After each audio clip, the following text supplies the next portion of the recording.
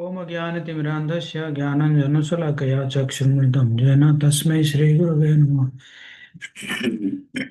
श्रीचैतन्यमनोभीष्टं स्थापितं येन भूतले स्वयं रूप कदा मह्यं ददाति स्वपदान्तिकं।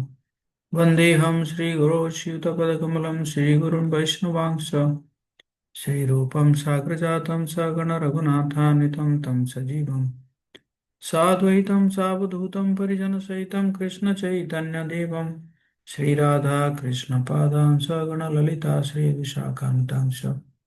हे कृष्ण करुणा सिन्धु दीनबन्धु जगत्पते गोपेश गोपिका कान्त राधाकान्त नमोस्तुते। तप्त काञ्चन गौराङ्गी राधे वृन्दावनेश्वरी वृषभानुसुते देवी प्रणमामि हरिप्रिये। वाञ्छाकल्पतरुभ्यश्च कृपासिन्धुभ्येव च पतितानां पावनेभ्यो वैष्णवेभ्यो नमो नमः। जय श्री कृष्ण चैतन्य प्रभु नित्यानंद श्री अद्वैत गदाधर श्रीवासादि गौरभक्तवृंद। हरे कृष्ण कृष्ण कृष्ण हरे हरे हरे राम राम राम हरे हरे। नमो विष्णुपदाय कृष्णपृष्ठाय भूतले श्रीमते भक्तिवेदांत स्वामिनिति नामिने। नमस्ते सरस्वती देवी गौरवाणी प्रचारिणे निर्विशेष शून्यवादी पाश्चात्य देशतारिणे। मूकं करोति वाचालं पङ्गुं लङ्घयति वन्दे श्रीगुरुं।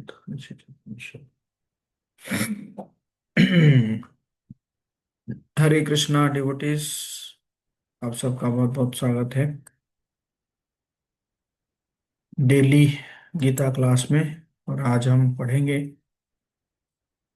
दूसरे अध्याय का 70 नंबर श्लोक 70।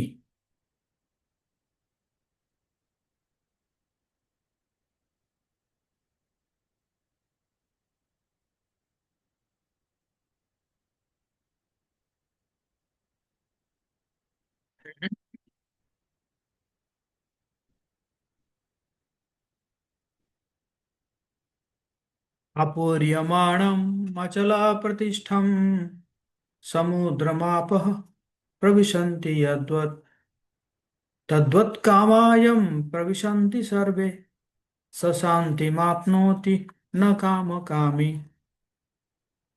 कौन पढ़ेंगे?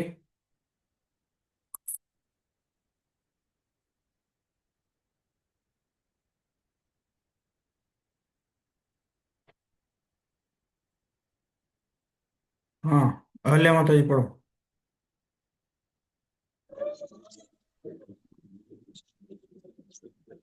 जो पुरुष समुद्र में निरंतर प्रवेश करती रहने वाली नदियों के समान इच्छाओं के निरंतर प्रवाह में विचलित नहीं होता और जो सदैव स्थिर रहता है, वही शांति प्राप्त कर सकता है। वह नहीं जो ऐसी इच्छाओं को तुष्ट करने की चेष्टा करता हो।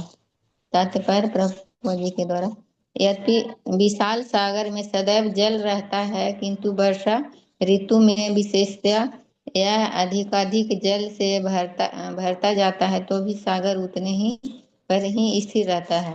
न तो वह विक्षुब्ध होता है और न तट की सीमा का उल्लंघन करता है। यही स्थिति कृष्ण भावना भावित व्यक्ति की है। जब तक मनुष्य शरीर है, तब तक इंद्रिय तृप्ति के लिए शरीर की मांगे बनी रहेंगी, किंतु भक्त अपनी पूर्णता के कारण ऐसी इच्छाओं से विचलित नहीं होता। कृष्ण भावना भावित व्यक्ति को किसी वस्तु की आवश्यकता नहीं होती, क्योंकि भगवान उसकी सारी आवश्यकताएं पूरी करते रहते हैं, अतः वह सागर के तुल्य होता है। अपने में सदैव पूर्ण सागर में गिरने वाली नदियों के समान इच्छाएं उसके पास आ सकती है, किंतु वह अपने कार्य में स्थिर रहता है और इंद्र तृप्ति की इच्छा से रंच भर ही विचलित नहीं होता। कृष्ण भावना भावित व्यक्ति का यही प्रमाण है। इच्छाओं के होते हुए भी वह कभी इंद्र तृप्ति के लिए उन्मुख नहीं होता, चूंकि वह भगवान की दिव्य प्रेम भक्ति में तुष्ट रहता है। अतः वह समुद्र की भांति स्थिर रहकर पूर्ण शांति का आनंद उठा सकता है। किंतु दूसरे लोग जो मुक्ति की सीमा तक इच्छाओं की पूर्ति करना चाहते हैं, फिर भौतिक सफलताओं को क्या कहना, उन्हें कभी शांति नहीं मिल पाती। कर्मी, मुमुक्षु तथा वे योगी सिद्धि के कामी हैं, ये सभी अपूर्ण इच्छाओं के कारण दुखी रहते हैं। किंतु कृष्ण भावना भावित पुरुष भगवत सेवा में सुखी रहता है और उसकी कोई इच्छा नहीं होती। वस्तुतः वह तो तथाकथित भव बंधन से मोक्ष की भी कामना नहीं करता। कृष्ण के भक्तों की कोई भौतिक इच्छा नहीं रहती, इसीलिए वो पूर्ण शांत रहते हैं। हरे कृष्ण बोलिए। धन्यवाद।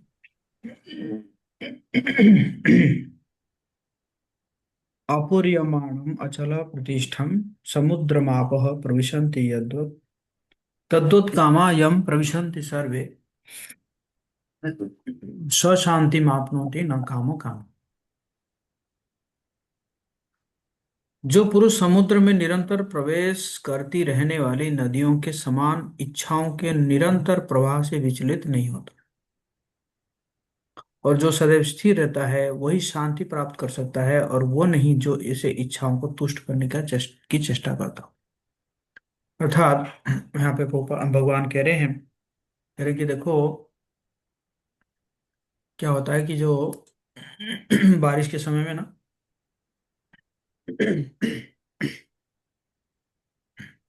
बारिश के समय में कई सारे जो है नदियों का पानी क्या आता है, समुद्र में मिलता है। जैसे कि आप लोग देख रहे होंगे मेरे पीछे एक समुद्र है। वर्चुअल समुद्र। तो समुद्र में नदियां अगर मिलती भी है तो भी ऐसा नहीं है क्या जो है ना, क्या कि अ, क्या कि समुद्र जो है में पानी बढ़ गया, लेवल बढ़ गया, है ना, या समुद्र में ओवरफ्लो आ गया। हम्म, ऐसा नहीं होता है।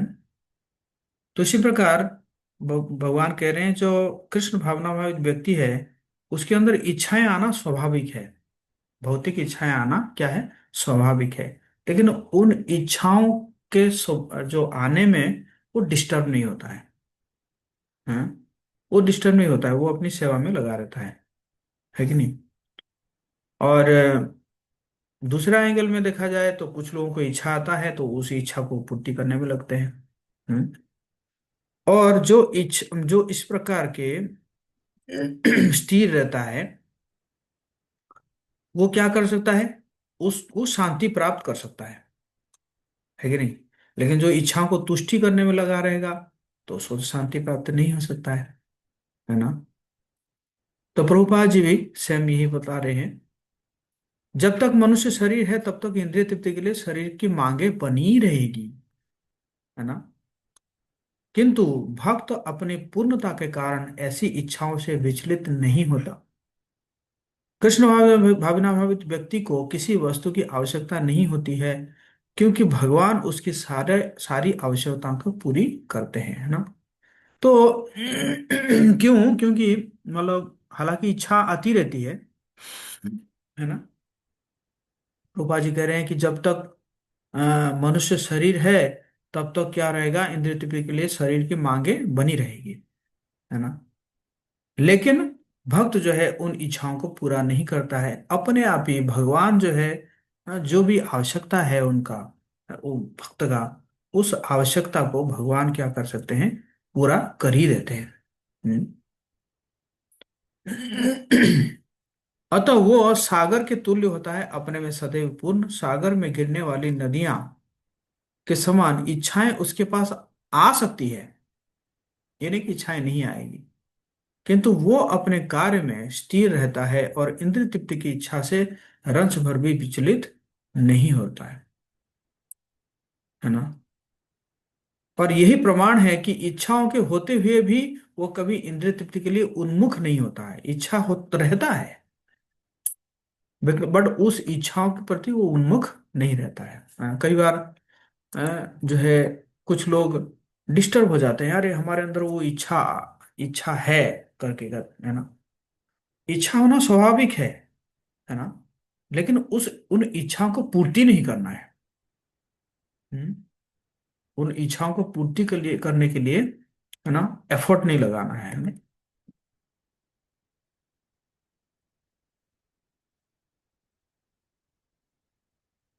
है ना।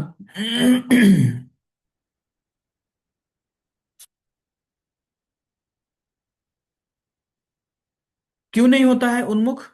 क्योंकि वो भगवान के दिव्य प्रेमाभक्ति में तुष्ट रहता है, अतः वो समुद्र की भांति स्थिर रहकर पूर्ण शांति का आनंद उठा सकता है।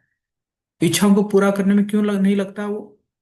क्योंकि वो, है ना, सेटिस्फाई रहता है, भगवान की दिव्य प्रेमाभक्ति में सेटिस्फाई रहता है। किंतु दूसरे लोग जो मुक्ति की सीमा तक इच्छाओं की पूर्ति करना चाहते हैं, फिर भौतिक सफलताओं का क्या कहना है? उन्हें कभी शांति नहीं मिल पाती। हम्म।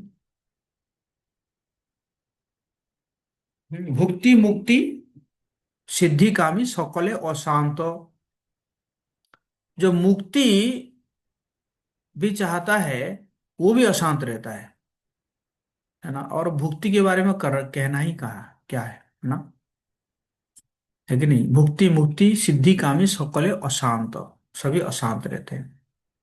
कर्मी मुमुक्षु तथा वे योगी सिद्धि के कामी हैं, ये सभी अपूर्ण इच्छाओं के कारण दुखी रहते हैं, है ना। किंतु कृष्ण भावनामय पुरुष भगवत सेवा में सुखी रहता है और उसकी कोई इच्छा नहीं रहती। वस्तु तो वो तथाकथित भवबंधन से मोक्ष की भी कामना नहीं करता, तो मोक्ष की कामना भी वो नहीं करता है ना। कृष्ण के भक्तों की कोई भौतिक इच्छा नहीं रहती, इसलिए वो पूर्ण शांत रहते हैं, है ना। तो मुख्य रूप से इसमें बताया गया है कि कैसे भक्त जो है इच्छाओं के होने के बावजूद भी उस इच्छाओं को पूर्ति नहीं करता है, उन इच्छाओं से वो डिस्टर्ब नहीं होता है ना। क्यों? क्योंकि वो भगवान की सेवा में लगा रहता है। और बाकी लोग जो कि अपनी इच्छाओं को पूर्ति करने के लिए प्रयास करते रहते हैं, वो अशांत रहते हैं, है ना।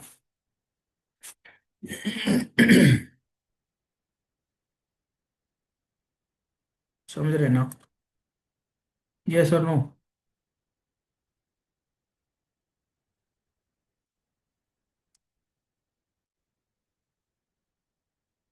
समझ में आ रहा है?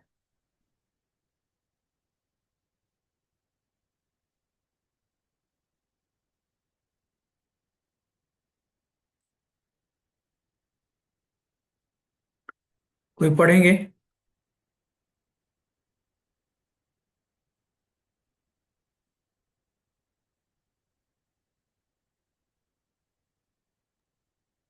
हरे कृष्ण।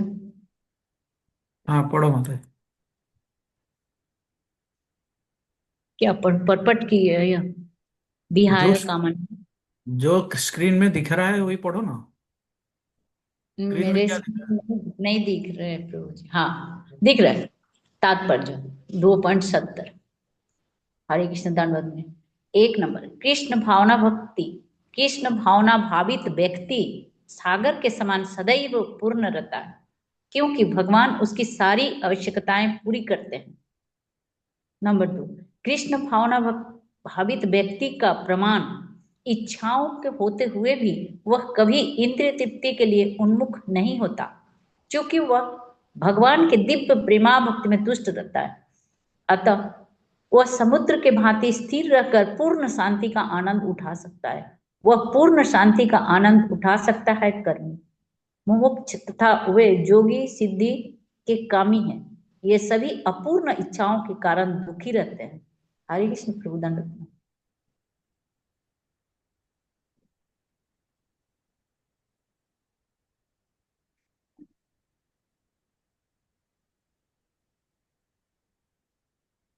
अब हम अगला श्लोक में जाएंगे।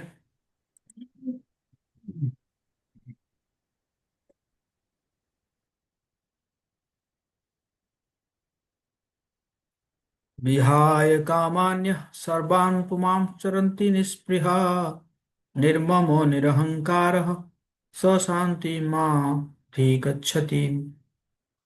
जिस व्यक्ति ने इंद्रिय तृप्ति की समस्त इच्छाओं का परित्याग कर दिया है, जो इच्छाओं से रहित रहता है, और जिसने सारी ममता त्याग दी है तथा अहंकार से रहित है, वही वास्तविक शांति को प्राप्त कर सकता है।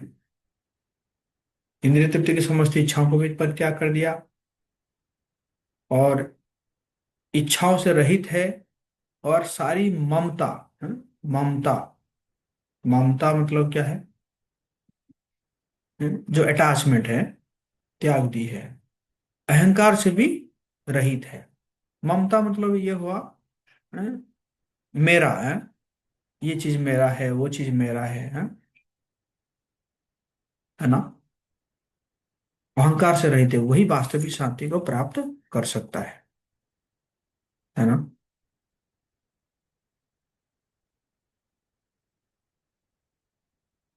सुमंत प्रभु पढ़ेंगे। हरे कृष्ण प्रभु जी, दंडवत प्रणाम। हम्म। इंद्रिय तृप्ति के लिए कुछ भी इच्छा न करना, दूसरे शब्दों में कृष्णा भावना भवित होने की इच्छा, वास्तविक में इच्छा शून्यता या निष्क्रियता है। इस शरीर को मिथ्य ही आत्मा माने बिना तथा संसार को किसी वस्तु में कल्पित स्वामित्व रखे बिना श्री कृष्ण के नित्य दास के रूप में अपने यथार्थ स्थिति को जान लेना कृष्णा भावनामृत की सिद्ध अवस्था है। जो इस सिद्ध अवस्था में स्थिर हैं वह जानते हैं कि श्री कृष्ण जी प्रत्येक वस्तु के स्वामी हैं, अतः प्रत्येक वस्तु का उपयोग उनकी तुष्टि के लिए किया जाना चाहिए। अर्जुन आत्मतुष्टि के लिए युद्ध नहीं करना चाहता था, किंतु जब वह पूर्ण रूप से कृष्णा भावनावित हो गया तो उसने युद्ध किया, क्योंकि कृष्ण चाहते थे कि वह युद्ध करे। उसे अपने लिए युद्ध करने की कोई इच्छा न थी, किंतु वही अर्जुन कृष्ण के लिए अपनी शक्ति भर लड़ा। वास्तविक इच्छा शून्यता कृष्ण तुष्टि के लिए इच्छा है। यह इच्छाओं को नष्ट करने का कोई कृत्रिम प्रयास नहीं है। जीव कभी भी इच्छा शून्य या इंद्रिय शून्य नहीं हो सकता, किंतु उसे अपने इच्छाओं की गुणवत्ता बदलनी होती है। भौ- भौतिक दृष्टि से इच्छा शून्य व्यक्ति जानता है कि प्रत्येक वस्तु कृष्ण की है, अतः वह किसी वस्तु पर अपना स्वामित्व घोषित नहीं करता। यह दिव्य ज्ञान आत्म साक्षात्कार पर आधारित है, अर्थात इस ज्ञान पर कि प्रत्येक जीव कृष्ण का अंश स्वरूप है और जीव की शाश्वत स्थिति कभी ना तो कृष्ण के तुल्य होती है और न उससे बढ़कर। इस प्रकार कृष्णा भावनामृत का यह ज्ञान ही वास्तविक शांति का मूल सिद्धांत है। धन्यवाद।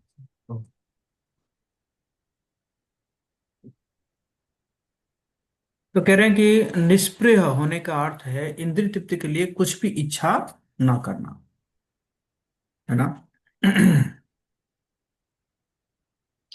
कृष्ण भवन भावनामत होने की इच्छा वास्तव में इच्छा शून्यता, निष्प्रियता है। मतलब क्या होने की इच्छा होना चाहिए? मैं कृष्ण भावना भावित बनूं। मतलब इसी को इच्छा शून्यता या निष्क्रियता कहा गया है ना। इस शरीर को मिथ्या ही आत्मा माने बिना तथा संसार के किसी वस्तु में कल्पित स्वामित्व रखे बिना श्री कृष्ण के नित्य दास के रूप में अपनी यथार्थ स्थिति को जान लेना कृष्ण भावनामृत की सिद्धि अवस्था है। स्वामी कौन है? कृष्ण है, हम उनके दास है ना। तो ये सारा संसार जो है वो किनका है? किनका है? वो उन्हीं का है ना। कृष्ण ही भोगता है और हम भोग्य है। यही क्या है कह रहे हैं? यही कृष्ण भावना भक्त की सिद्धि अवस्था है। जो इस सिद्ध अवस्था में स्थित है वो जानता है कि श्री कृष्ण ही प्रत्येक वस्तु के स्वामी है, अतः प्रत्येक वस्तु का उपयोग क्या करना चाहिए? उनकी तुष्टि के लिए किया जाना चाहिए, है ना। अर्जुन आत्मतुष्टि के लिए युद्ध नहीं करना चाहता था, किंतु जब वो पूर्ण रूप से कृष्ण भावनावित हो गया तो उसने युद्ध किया, क्योंकि कृष्ण चाहते थे कि वो युद्ध करे। अर्जुन जो है अपने लिए युद्ध करना नहीं चाहते थे, लेकिन जब जाना कि कृष्ण ही चाहते हैं, है ना, कृष्ण चाहते हैं कि वो युद्ध करे तो वो प्रसन्न होंगे, तो युद्ध किए। उसे अपने लिए युद्ध करने की कोई इच्छा नहीं थी, किंतु वही अर्जुन कृष्ण के लिए अपने समस्त शक्ति भर लड़ पड़े। तो वास्तविक इच्छा शून्यता क्या है? कृष्ण तुष्टि के लिए इच्छा है। यह इच्छाओं को नष्ट करने का कोई कृत्रिम प्रयास नहीं है। जीव कभी भी इच्छा शून्य या इंद्रिय शून्य नहीं हो सकता, किंतु उसे अपनी इच्छाओं की गुणवत्ता बदलनी होगी, है ना। इच्छाओं को गुणवत्ता बदलना मतलब क्या है? भौतिक से आध्यात्मिक बनना, है ना, है कि नहीं। भौतिक दृष्टि से इच्छा शून्य व्यक्ति जानता है कि प्रत्येक वस्तु कृष्ण की है, अतः वो किसी वस्तु पर अपना स्वामित्व घोषित नहीं करता। यह दिव्य ज्ञान आत्म साक्षात्कार पर आधारित है, अर्थात इस ज्ञान पर कि प्रत्येक जीव कृष्ण का अंश है, स्वरूप है, और जीव की शाश्वत स्थिति कभी ना तो कृष्ण के तुल्य होती है, ना उनसे बढ़कर। इस प्रकार कृष्ण भावना का यह ज्ञान ही वास्तविक शांति का मूल सिद्धांत है ना। और ऐसे भी भगवान भगवत गीता में 5वें अध्याय का 29 नंबर श्लोक में कह रहे हैं, भोक्तारम यज्ञ तपसाम सर्वलोक महेश्वरम सुहृतम सर्वभूतानाम ज्ञात्वा माम शांति मृच्छति। जो जानता है कि मैं भोक्ता हूँ, हैं, सब लोक का महेश्वर हूँ, सभी जीव का सुहृत हूँ, है कि नहीं, तो वो व्यक्ति शांति में रहता है ना।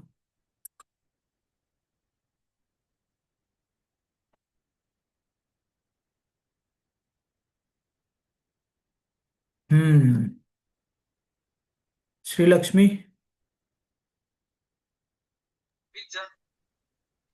हरे कृष्णा प्रभु जी, पांडव प्रणाम।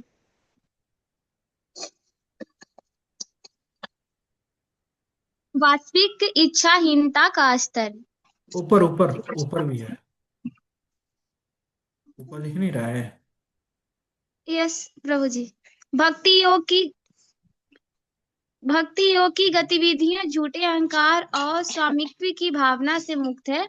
इस प्रकार व्यक्ति वास्तविक शांति प्राप्त कर सकते हैं।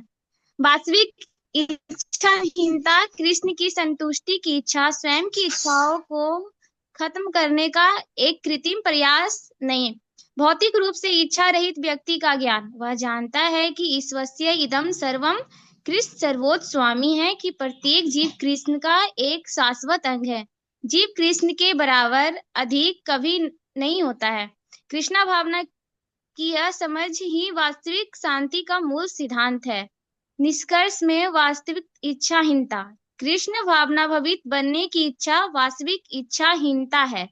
कृष्ण भावना की पूर्णतः झूठे अहंकार से मुक्त होना, स्वयं को भौतिक शरीर समझने से मुक्त होना, स्वामित्व से मुक्ति, इस दुनिया में किसी भी चीज पर स्वामित्व का दावा करने से मुक्त होना। कृष्णा सभी चीजों के स्वामी हैं, इसलिए उनकी संतुष्टि के लिए सब वस्तुओं का उपयोग करना। ठीक।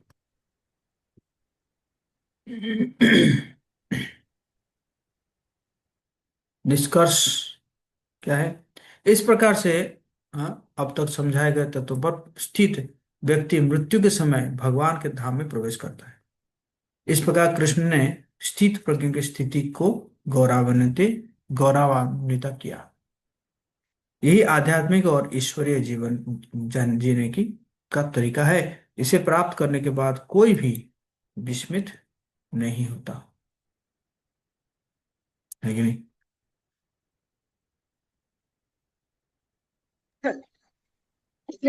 तो मुझे पढ़ना था। ये चीज, एक सेकंड रुको।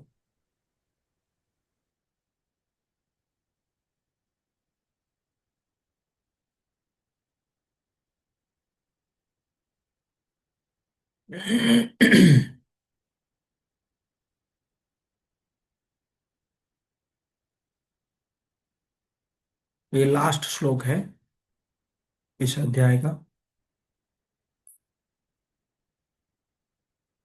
एषा ब्राह्मी स्थितिः पार्थ नैनां प्राप्य विमुह्यति, स्थित्वा श्यामन्त कालेऽपि ब्रह्म निर्वाण मृच्छति। पढ़िए, कोई पढ़िए।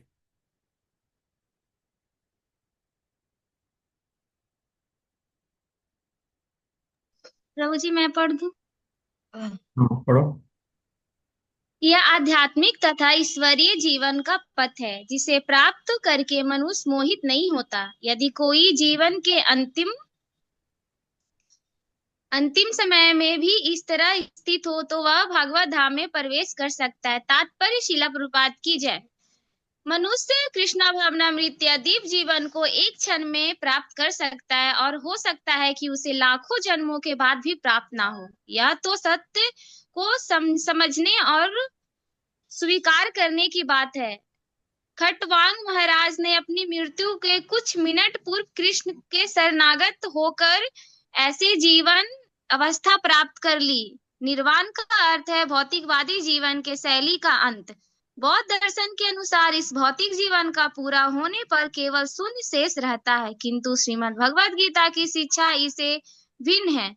वास्तविक जीवन का शुभारंभ इस भौतिक जीवन को पूरा होने पर होता है। स्थूल भौतिकवादी के लिए यह जानना तात्पर्य होगा कि भौतिक जीवन का अंत निश्चित है, किंतु आध्यात्मिक दृष्टि से उन्नत व्यक्तियों के लिए यह इस जीवन के बाद अन्य जीवन प्रारंभ होता है। इस जीवन का अंत होने के पूर्व यदि कोई कृष्णा भावना विविध होता है तो इस जीवन का अंत भवित हो जाए तो तुरंत ब्रह्म निर्वाण अवस्था प्राप्त हो जाती है। भगवत धाम तथा भगवत भक्ति के बीच कोई अंतर नहीं है, क्योंकि दोनों परम पद हैं।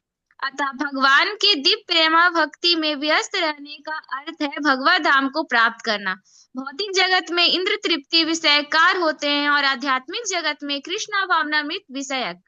इसी जीवन में ही कृष्णा भावनामृत की प्राप्ति तत्काल ब्रह्मपति जैसी है, ब्रह्म प्राप्ति जैसी है। और जो कृष्णा भावनामृत में स्थित होता है वह निश्चित रूप से पहले ही भगवत धाम में प्रवेश कर चुका होता है। ब्रह्म और भौतिक पदार्थ एक दूसरे से सर्वथा विपरीत है। अतः ब्राह्मी स्थिति का अर्थ है भौतिक कार्यों के पथ पर न होना। भगवत गीता में भगवत भक्ति को मुख्य अवस्था माना गया है। सगुणार्य समिति तैतान ब्रह्म भूया कल्पते। अतः ब्रह्मी स्थिति भौतिक बंधन से मुक्ति है। शिला भक्ति विनोद ठाकुर ने भगवत गीता में इस द्वितीय अध्याय को संपूर्ण ग्रंथ के प्रतिपाद विषय के रूप में संक्षिप्त किया है। भगवत गीता के प्रतिपाद कर्म योग, ज्ञान योग तथा भक्ति योग। इस द्वितीय अध्याय में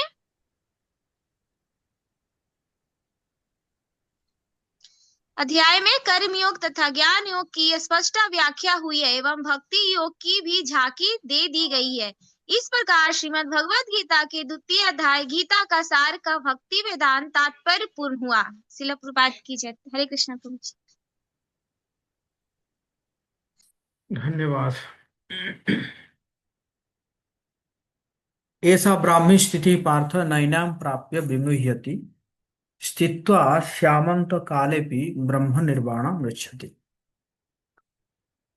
तो ये आध्यात्मिक तथा ईश्वरीय जीवन का पथ है जिसे प्राप्त करके मनुष्य मोहित नहीं होता। जो पहले जो स्थित प्रज्ञ के बारे में बताया जा रहा है, इस पथ को पाने के बाद मनुष्य मोहित नहीं होता। यदि कोई जीवन के अंतिम समय में भी इस तरह स्थित हो, इस तरह स्थित हो मतलब जैसे पहले हम बताए हैं, कोई इंद्रिय तृप्ति की इच्छा नहीं है, सिर्फ कृष्ण भावना भावित बन के रहना है, तो भगवत धाम में प्रवेश कर सकता है।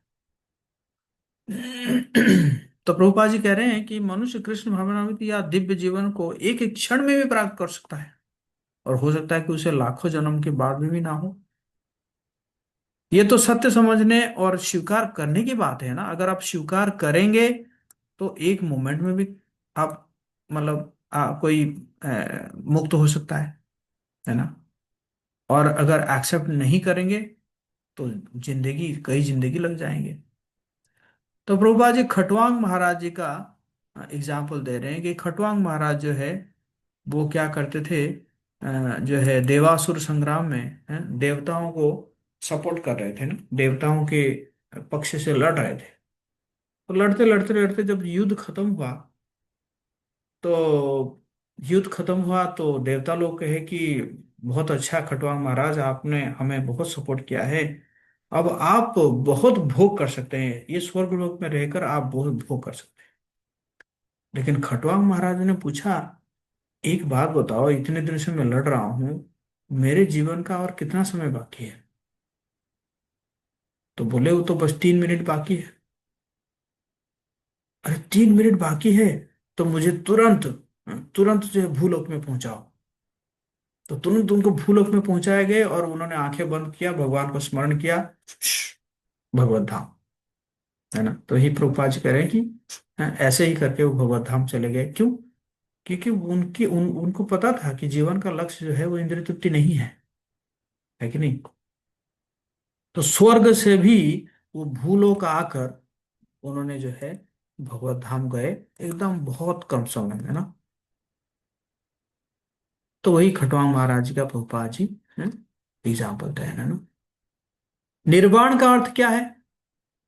भौतिकवादी जीवन शैली का अंत, यही निर्वाण है, चले ना, और कुछ नहीं है निर्वाण। बौद्ध दर्शन के अनुसार इस जीवन, भौतिक जीवन को पूरा होने पर केवल शून्य शेष रहता है, किंतु भगवत गीता की शिक्षा इससे भिन्न है। है ना, शून्यवादी।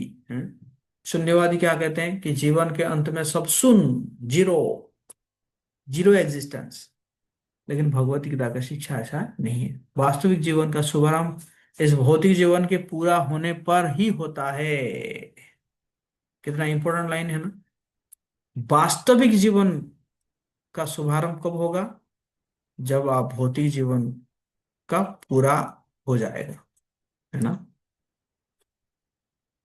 तो इसलिए स्थूल भौतिकतावादी के लिए यह जानना पर्याप्त होगा कि इस भौतिक जीवन का अंत निश्चित है, किंतु आध्यात्मिक दृष्टि से उन्नत व्यक्तियों के लिए इस जीवन के बाद अन्य जीवन प्रारंभ होता है।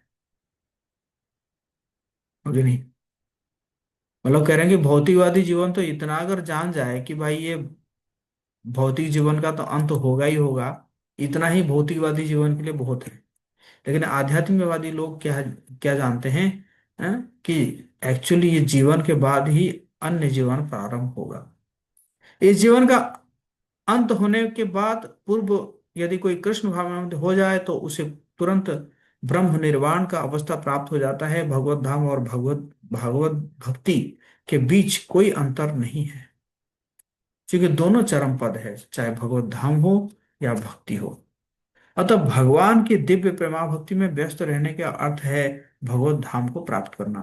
तो जरूरी नहीं है कि भक्त जो है भगवत धाम को प्राप्त किया तभी जाके वो प्राप्त हुआ ना। भक्त इस जगत में रहते हुए भी भगवत धाम को प्राप्त कर सकता है। कैसे? कि अगर वो दिव्य प्रेमा भक्ति में हमेशा व्यस्त रहता है, व्यस्त रहता है।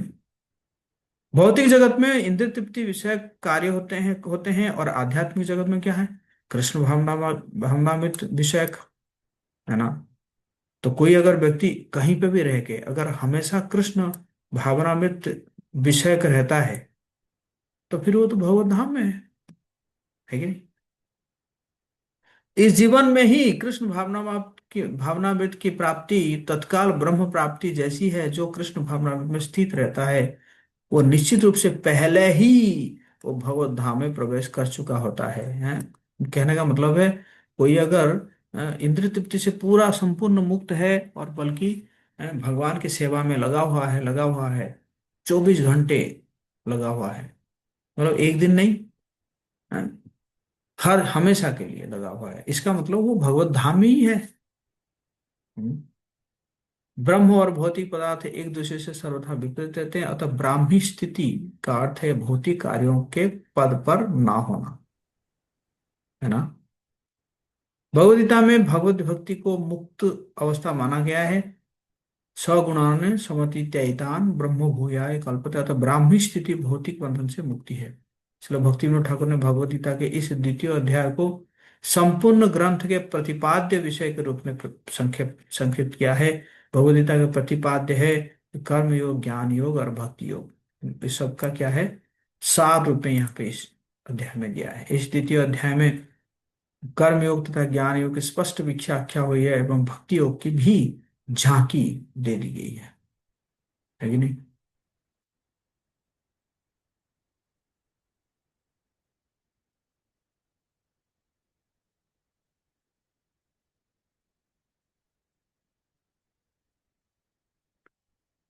खुशी कुमारी। हरे कृष्ण प्रभु जी। पढ़िए। जो जो कृष्ण भावना भावित नहीं है उसका आसानी से पतन हो सकता है। पतन की प्रक्रिया अनियंत्रित मन और इंद्रिया द्वारा चिंतन से शुरू होती है। कृत्रिम दमन मदद नहीं करता है। हालांकि कृत्रिम। कृत्रिम कृत्रिम सॉरी कृत्रिम। कृत्रिम हालांकि कृत्रिम रूप से संयम करते हैं, लेकिन भोग पदार्थों के लिए स्वाद रहता है। दृष्ट दृष्टांत यद्यपि रोगी भोजन से प्रतिबंधित है, लेकिन स्वाद रहता है। उदाहरण विश्वामित्र मुनि। थर्ड, वह जीवन का आनंद नहीं ले सकता है, यहाँ तक कि थोड़ी सी हलचल उसे लड़खड़ा देती है। दृष्टांत नाव हवा से बह गई। उदाहरण विश्वामित्र मुनि। कोई शांति नहीं, कृष्ण के साथ कोई संबंध नहीं होने के कारण। योगी विरुद्ध भक्त की तुलना दुर्वासा मुनि और अम्बरीश महाराज।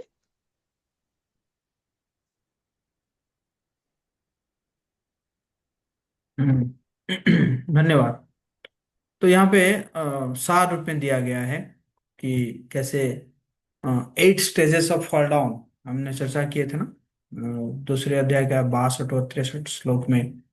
कैसे ध्यायतो विषयान् पुंस संगस्ते सुपजायते संगात् संजायते काम कामात् प्रभाविजायते क्रोधात् भवति सम्मोह सम्मोहात् स्मृति विभ्रम स्मृति भ्रंशात् बुद्धिनाश बुद्धिनाशात् प्रणाशति। तो कहाँ से शुरू होता है?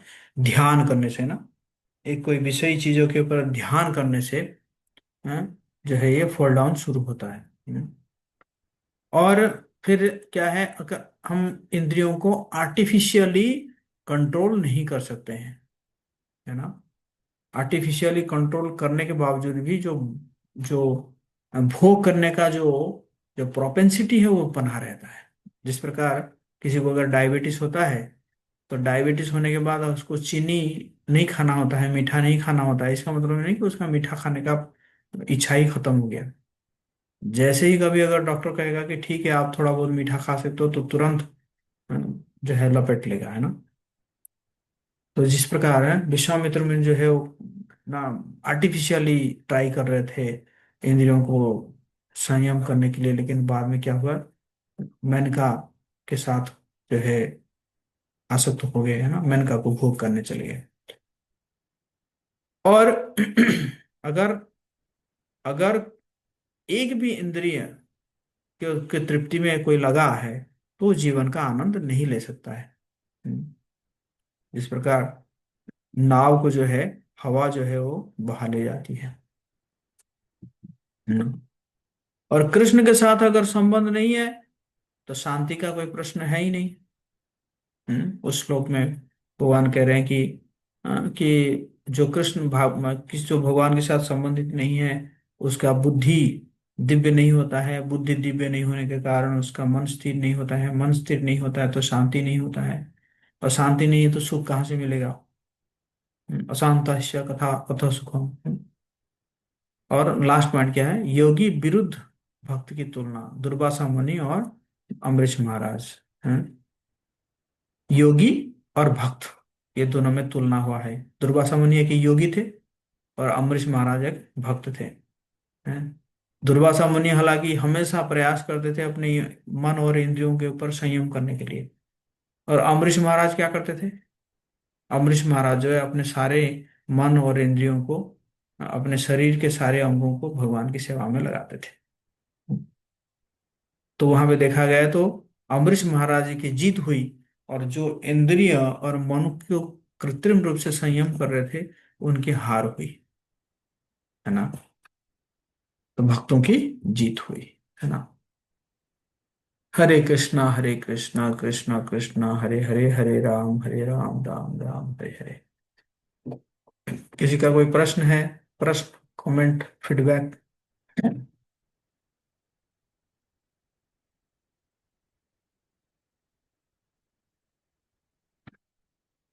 हाँ, बोलो। हरे कृष्णा प्रभु जी, पांचांग में। प्रभु जी, ये फॉल डाउन के बारे में थोड़ा सा डिटेल करके बताएंगे क्या? मतलब कैसे कैसे क्या क्या मतलब फॉल डाउन में आता है? वो लेक्चर सुन सकते हैं, जो लेक्चर आई थिंक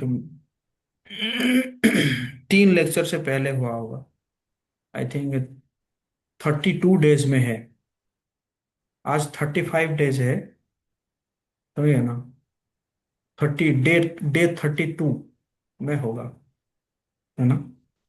तो उसमें भगवान ऐसे बताते हैं ना, ध्याय तो विषयान पुंस, जब ध्यान करता है, संगस्ते सुपजायते, उसको प्राप्त करने के लिए इच्छा करता है, फिर उसको कामना होता है, हम्म, संघात संजायते कामा, काम पूर्ति नहीं होता तो लोभ आता है, ये क्रोध आता है, हाँ, क्रोधात भवति सम्मोह, क्रोध से मोह आता है, और सम्मोह से फिर स्मृति भ्रम, मतलब स्मरण शक्ति नष्ट हो जाता है, स्मरण शक्ति नष्ट होने से बुद्धि नष्ट हो जाता है, फिर वो भौतिक संसार में फिर गिर जाता है। तो वो उस दिन का लेक्चर सुन लीजिएगा, डे 32 में होगा। ओके, और कोई? प्रभु जी, अब फॉल डाउन इट्स मीन्स कि वो जो 4 रेगुलेटरी प्रिंसिपल जो दिए प्रभुपाद जी, वो ब्रेक होता है तभी तो उसको फॉल डाउन बोलते हैं ना। तो कभी कभी ऐसा होता है भक्तों के साथ कि उसका माला स्किप हो जाता है कुछ मंथ तक, या फिर वो ऑफर प्रसाद नहीं लेते हैं तो। नहीं, फॉल डाउन का मतलब है जो उसका स्टेज था, उस स्टेज से वो गिर गया, उसको कहते हैं फॉल डाउन, है ना। अभी जहां तक गया था, और वो उस जगह से वो गिर गया, है ना। जैसे भरत महाराज जो है, भाव के स्टेज तक पहुंच गए थे, और वहां से वो जी। गिर गए। क्यों क्यों गिर गए? क्योंकि वो हिरण, एक छोटा सा हिरण का बच्चा के प्रति आसक्त हो गए। इसका मतलब नहीं कि भरत महाराज जो है 4 नियम तोड़ दिए है ना। 4 नियम तोड़ना फॉल डाउन नहीं कहा जाएगा, है ना, लेकिन नहीं, 4 नियम मतलब ओकेजनली अगर टूट जाता है ना, तो उसको फॉल डाउन नहीं किया जाता है। अगर वो भक्ति करने का जो उसका जो प्रैक्टिस था, हाँ, उस प्रैक्टिस से अगर वो नीचे गिर जाता है ना, तो फिर उसको फॉल डाउन कहा जाए।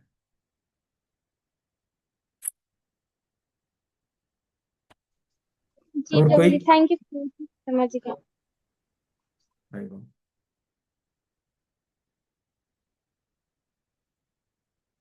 यस, अहल्या माता जी। प्रभु जी, इसमें जो ये खटवांग महाराज को जो दिया हुआ है, मतलब क्या ये भक्त नहीं थे? लास्ट में भगवान जी का फिर याद किए क्या? तो भक्त तो थे, इसलिए तो वो लास्ट में, है ना, भक्त थे लेकिन राजा थे ना। जैसे दशरथ महाराज है, दशरथ महाराज भी जो है, वो भी देवताओं को हेल्प करते थे, जो असुरों के विरुद्ध में युद्ध करने के लिए। तो इसी पर खटोंग महाराज भी गए थे युद्ध करने के लिए, देवताओं को सपोर्ट करने के लिए।